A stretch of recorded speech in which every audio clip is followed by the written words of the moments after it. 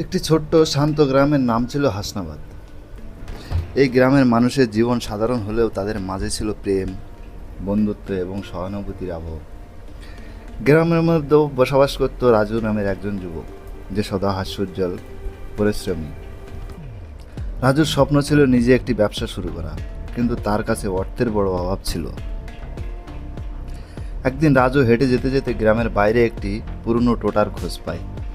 টোটার অবস্থান ছিল গ্রামে গাছের আড়ালে, যা অনেক বছর ধরে অবহেলায় পড়েছিল।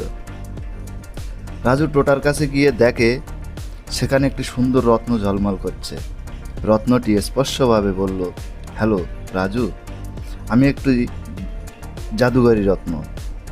তুমি যদি আমাকে মুক্ত করতে পারো, আমি তোমার 3টি ইচ্ছা পূরণ করব।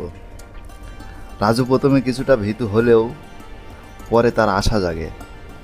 সে রত্নের দিকে তাকিয়ে বলল, আমি প্রথমে চাই একটি দোকান আর পর্যাপ্ত কিছু পুঁজি।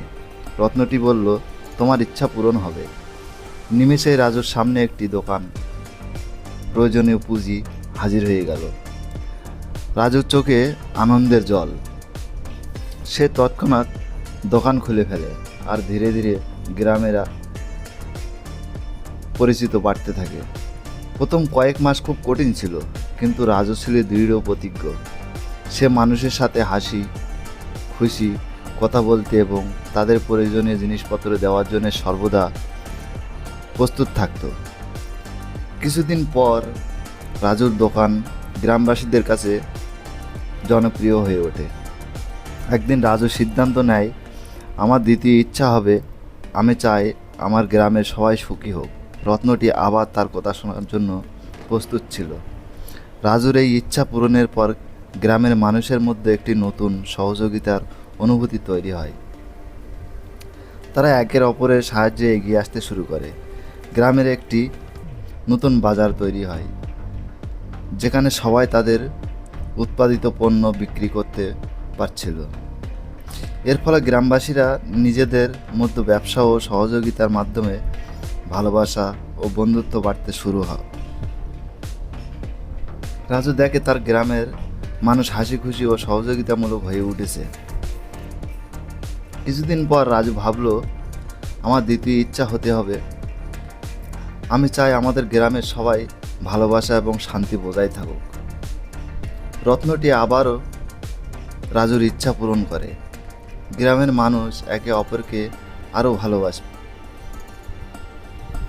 বুঝতে শিখে যায় এবং ঝগড়া বিবাদ দূরে সরে যায়। হাসনাবাদ গ্রামটি একটি আদর্শ গ্রামে পরিণত হয়, যেখানে সবাই সুখে ও শান্তিতে বাস করতে থাকলো। রাজু নিজেও ব্যবসায় ফলাফল করতে শুরু করলো, কিন্তু সে জানতো যে এই সাফল্য কেবল তার নিজের জন্য নয়, বরং তার গ্রামের মানুষের সহযোগিতার জন্য। রাজু গ্রামবাসীদের কাছে একটি অনুষ্ঠান আয়োজন করে, যেখানে সে তাদের ধন্যবাদ জানায়। সে বলল, আমার সফলতা সম্ভব হয়েছে আপনারা সবাই একসাথে কাজ করার জন্য।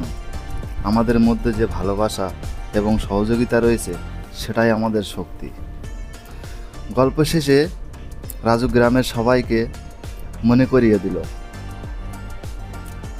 আপনারা যদি এই গল্পটি পছন্দ করে থাকেন, তাহলে আমাদের চ্যানেলকে লাইক দিন, কমেন্টে আপনার মতামত জানান এবং নতুন গল্প পেতে সাবস্ক্রাইব করুন। আমাদের সাথে থাকুন। ধন্যবাদ সবাই।